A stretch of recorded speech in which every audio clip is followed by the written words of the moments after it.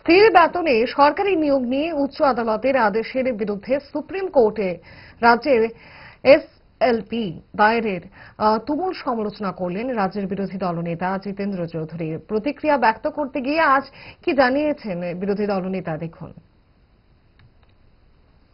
সে রায় কার্যকরী করল না, তারা আপিলে গেল, সে আপিলে হারল, এখন গিয়ে সুপ্রিম কোর্টে স্পেশাল পিটিশন করছে। এটাই বিজেপি, এটাই মিথ্যাচার, ধোঁকাবাজি আর জনগণকে নানাভাবে হয়রান করা ছাড়া আসলে বিজেপি এদের রাজনীতিতে অন্য কিছু লেখা নেই। কাজে এই জন্য এই যে সিদ্ধান্ত বা পদক্ষেপ, এটা নিয়ে আশ্চর্য হওয়ার কিছু নেই।